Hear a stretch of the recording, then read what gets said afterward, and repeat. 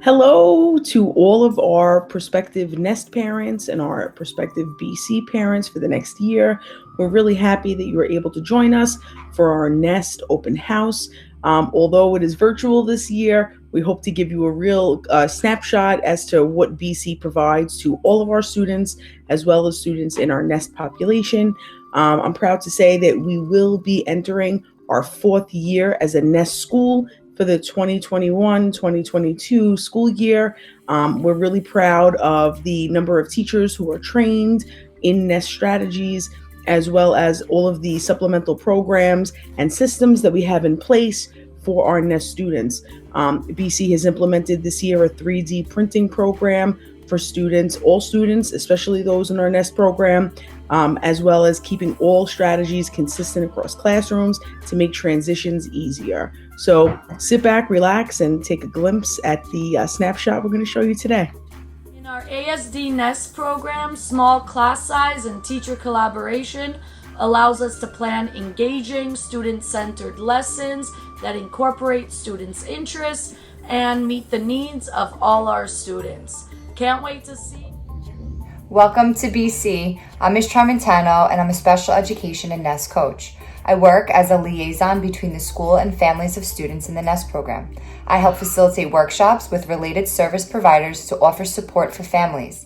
I also push into classrooms to collaborate with teachers and provide social, emotional, and academic assistance to our students.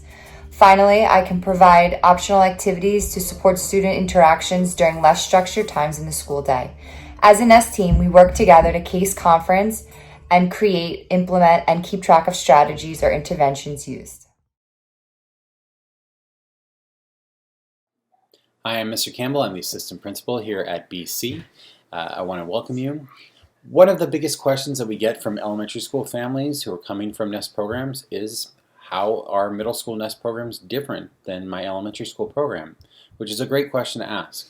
I want to assure you that we still have a focus on consistency in classroom practices, routines, and structures across classrooms, and we focus on individualized supports as well.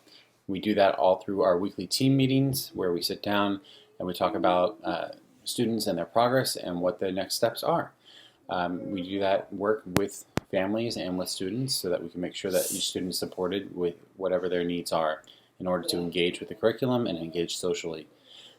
In a middle school, there are some differences from most elementary schools, one being that we do departmentalize, so your child may have more teachers than they usually have. We have ELA, math, social studies, and science teachers that will be different from one another. Students will be transitioning from one classroom to the next in a typical school year. And so that is normally a big transition for students that we support them through at the beginning of the year. Our class sizes are going to be a little bit larger than in an elementary Nest program. Nest classes in all middle schools that have Nest cap at 25. That can be up to 5 students with ASD and 2 teachers. So the ratio is still really small. 25 students in a middle school. It's also very small for a typical middle school.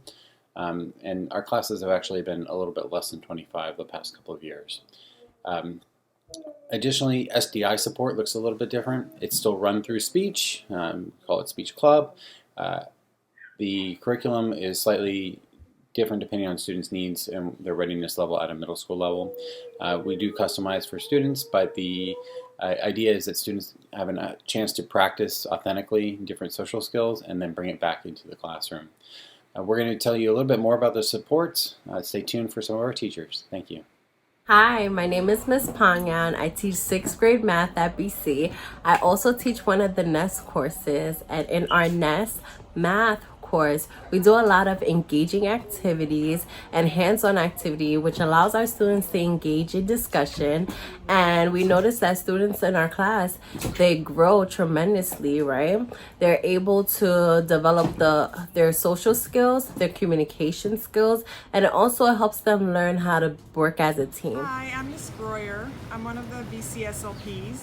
I work with our students in SDI, Social Development Intervention, where we create experiences live in the moment, fun and interactive between students to help address 8 specific areas.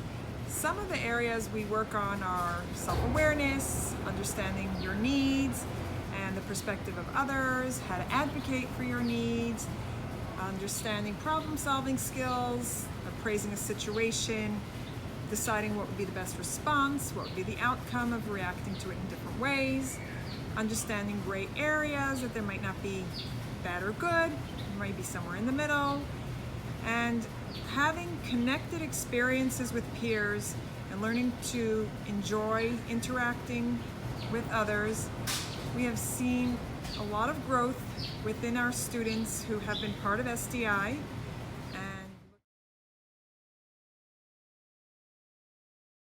Social emotional supports are developed for each individual student when they need support during social interactions, classroom routines, transitions between classes, and unstructured times throughout the day.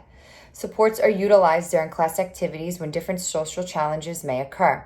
Some examples of social emotional supports are comic strips, which maps out a challenging situation and allows for the teacher to explain what happened, what each person was feeling and thinking, and then identify possible solutions.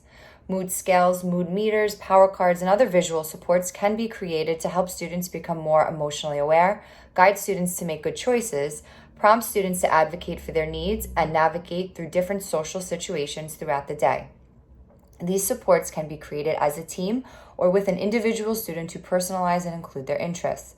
This involvement and input from students allows them to claim ownership and take part in the process of working through the steps to understand how to self-regulate, monitor awareness, and then advocate for their needs.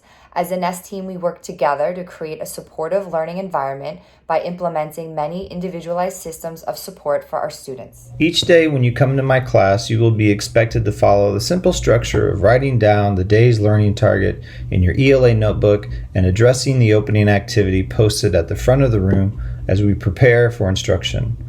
Adhering to this relatively basic structure creates a space of respect and reflection that we here at BC believe is necessary for our students to meet the challenges of a dynamic and vibrant exchange of ideas and perspectives. Hello, and welcome to BC. My name is Mrs. Rador, and I'm part of the ELA department. Here at BC, we try to create a warm and welcome environment. In order to do that, we work together to follow structures that keeps us feeling comfortable. So when entering the classroom, you can expect to be welcomed by your teachers. You can also expect to see our prep values posted on the wall. This tells us what we're expected to do, what we expect to feel from our peers, as well as the adults in the building. You will also see volume meter. And this is used so that we know what volume is comfortable at what time during different parts of the lesson or during different parts of the day, whether in transition, going to lunch, or just walking in the hallway. This is all put together so that we can all feel comfortable and at home. As you know, BC is not just a school, it is our home, and we welcome you. I want to take a second to discuss our chill center and our break space. Our chill center and our break space is in every classroom, every NEST classroom. Our chill center and our break space is a positive learning tool that allows our students to have a space where they can go and self-regulate when they're feeling overwhelmed or they're feeling particularly frustrated. In our break space, there is usually a comfy rug, a beanbag chair, some things of interest to the student, whether it be drawing paper or a magazine or books that they may like. Headphones also there so they can drown out some noise. And there's also a timer there because we don't want them to be there all period.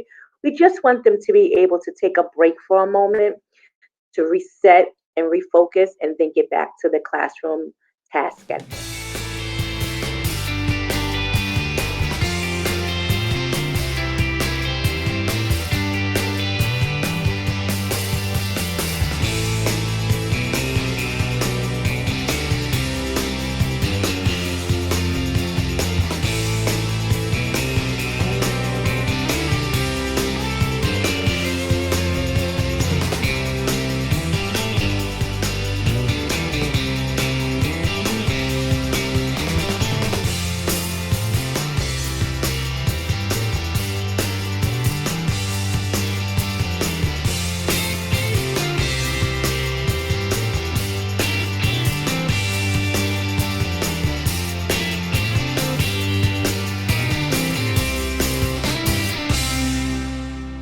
watching and learning a little bit about BC.